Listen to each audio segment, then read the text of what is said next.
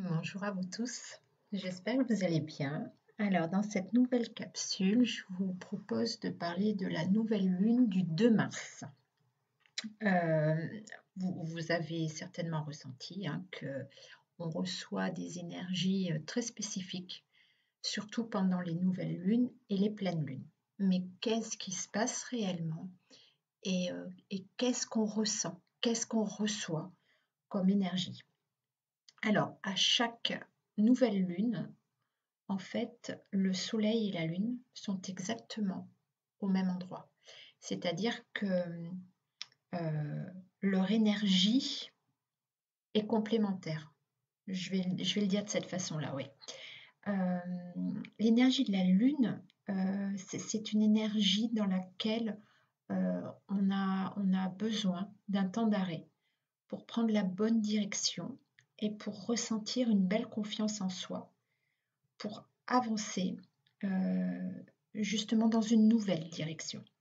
C'est un temps de réflexion et de maturation pour pouvoir ensuite aller de l'avant et vraiment en toute confiance. Voilà.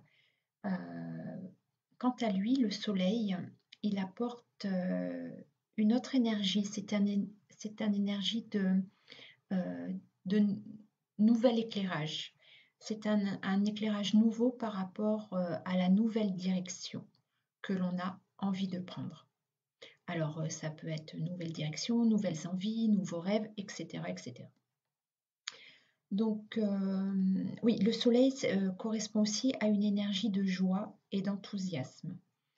C'est une énergie qui nous procure beaucoup de satisfaction. Donc, ici, par rapport à l'énergie de cette nouvelle lune, on va ressentir une grande satisfaction à l'intérieur de soi par rapport à cette nouvelle direction que l'on va avoir envie de prendre. On se sent poussé à prendre cette voie-là. Alors, pour que ce nouveau départ puisse prendre réellement sa place dans la matière, alors pas tout de suite, parce que là on parle d'énergie, mais dans la matière, donc dans le futur, ça peut être un futur proche, en tout cas il y aura une évolution dans un futur proche, mais en tout cas pour y arriver, il faudra passer différentes étapes, c'est-à-dire que là c'est hyper important. Pendant cette phase de nouvelle lune, on ressent une énergie vraiment de satisfaction et de bonheur d'aller dans cette nouvelle direction, des nouvelles envies, voilà. Mais ce n'est pour l'instant que des énergies et que des envies. Et donc ensuite, si on fait le choix de poursuivre ces envies-là, il va falloir l'instaurer dans la matière. Et pour le mettre justement, pour, pour trouver cette place dans la matière, il faudra passer par différentes étapes. Alors, c'est-à-dire les étapes d'affirmation de soi par rapport à ce nouveau projet, c'est-à-dire se prouver à soi-même que c'est bien dans cette direction que l'on veut aller, malgré certaines difficultés rencontrées, ou si alors on fait le choix de laisser tomber. D'accord? Ça correspond à des défis en fait, des défis de vie que l'on rencontre tout au long de son parcours. L'autre étape importante, c'est la réparation de nos blessures d'âme qui nous permettent la destruction de nos fausses croyances. Vous savez, ces fausses croyances, j'y arriverai jamais, je ne suis pas à la hauteur, etc., qui correspondent à nos blessures d'âme. Et ceci, ça va pouvoir se faire grâce aux transmutations énergétiques que nous sommes capables de faire grâce à l'acceptation de nos émotions et à l'acceptation des situations difficiles que l'on rencontre, que l'on a à vivre. C'est-à-dire qu'on va avoir des situations qui vont nous bloquer pour aller vers cette nouvelle direction. Et ça va être à nous d'accepter, voilà, c'est ça, ces situations bloquantes et surtout accepter les émotions que ça engendre en nous pour pouvoir transmuter les énergies et du coup déconstruire ces fausses croyances.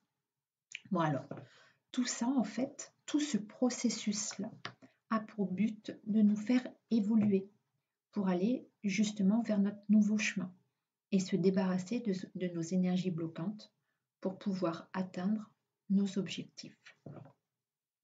Alors, selon les nouveaux départs et les nouvelles envies, il nous faudra vivre parfois plusieurs cycles lunaires pour pouvoir concrétiser réellement ce nouveau départ. Ce projet sera continuellement en évolution et sera vraiment stabilisé parfois au bout de 6 mois. Alors, je vous dis 6 mois parce que vraiment au bout de 6 mois, c'est tout un cycle lunaire qui fait que au bout de 6 mois, le projet est vraiment stabilisé. Voilà, ça, c'est pour les grands projets, hein. Les petits projets, il n'y a pas besoin d'attendre autant de cycles lunaires pour vraiment stabiliser le projet. Et puis parfois, il y a des projets qui mettent beaucoup plus longtemps. Et là, je pense à la réunion avec votre jumeau d'âme qui prend plusieurs années en fait. Mais si vous regardez à l'intérieur de ce parcours, ça prend plusieurs années, mais en fait, on ne fait que évoluer pendant ce parcours et tout change autour de nous, tout bouge, tout évolue. Donc en fait, on passe sans arrêt d'une énergie de renouveau, d'envie de construire, d'envie d'aller de l'avant. Ça, c'est les énergies des nouvelles lunes, à des énergies de déconstruction, des énergies de douleur pour nous permettre de transmuter les énergies bloquantes pour lâcher prise sur la situation. Et ça, ce sont les énergies de pleine lune. Et si on regarde bien, si on prend du recul par rapport à tout ça, c'est exactement sur ce même schéma que l'on vit toute cette première étape du parcours flamme jumelle. Alors pour moi, la première étape, c'est l'étape qui va de la lune de miel à la deuxième grande séparation, qui est souvent engendrée par le chaser. Mais voilà, toute cette première étape, en fait, on le vit de cette façon-là. C'est vraiment la relation avec notre flamme jumelle qui nous fait vivre un rythme en fait de yo-yo. On n'arrête pas de passer de l'espoir au désespoir, de on y croit à on n'y croit plus du tout. Et en fait, ça se fait avec ce même cycle, hein. C'est exactement la même chose. Et on est poussé à accepter à chaque fois la souffrance par rapport à l'attitude de notre jumeau d'âme, le mal-être que ça nous provoque, jusqu'au lâcher-prise. Et du coup, à chaque fois qu'on lâche prise, on se sent mieux avec nous-mêmes, on retrouve une énergie de confiance en nous, et puis rebelote, on revit une situation blessante, et puis j'ai envie de dire, voilà, hein, c'est reparti pour un tour, parce que si vous prenez du recul sur ce parcours-là, cette première grande étape, c'est ça, hein, on reprend de l'espoir, on reprend de l'énergie, et tac, c'est pile à ce moment-là que notre jumeau d'âme revient dans la matière ou renvoie des messages super gentils, et puis après il nous fait vivre une situation compliquée, et puis voilà, c'est reparti. C'est en fait le même cycle, hein, en gros. Alors, ici, pour cette nouvelle lune qui se passera en Poisson, ce qui va se passer, donc c'est le côté positif, profitez-en. Profitez-en, c'est le côté où on se reprend de l'énergie positive, où on se sent rempli de satisfaction, de bonheur, on sent pousser des ailes, on a envie d'aller de l'avant. Et là, avec cette nouvelle lune en Poisson, on va se sentir poussé à créer de nouvelles choses autour de nous. On va vraiment se sentir dans une énergie d'inspiration. Alors d'inspiration, également d'inspiration spirituelle. et on va se sentir très connecté à notre intuition. En tout cas, on va être poussé à se connecter à notre intuition. Je pense que c'est personnel.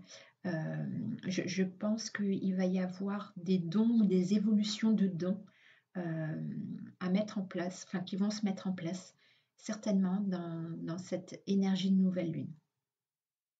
En tout cas, dans cette énergie de nouvelle lune, on va vous demander de vous faire confiance à vos nouvelles intuitions et à vos ressentis, à vos émotions.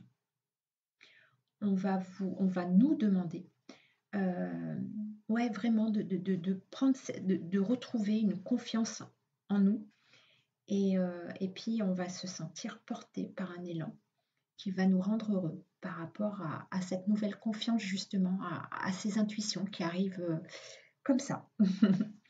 Alors, le conseil que j'ai envie de vous transmettre pendant cette phase lunaire, c'est de noter vos nouvelles envies de création et d'intuition. Et puis, regardez comment tout ça va évoluer et comment évolue votre confiance en vous par rapport à ce nouvel élan. Parce que, donc, au cours de la pleine lune suivante, vous allez être mis au défi, on va être tous mis au défi pour nous permettre de nous affirmer dans ce choix, dans ces nouveaux choix de vie. Alors, à nous de voir quel chemin on a envie d'emprunter pendant ces moments de défi. Ça va être soit le choix de nous faire confiance, le choix de faire confiance à nos intuitions, ou alors laisser notre mental et nos fausses croyances prendre le dessus, et puis faire marche arrière ou prendre un autre chemin.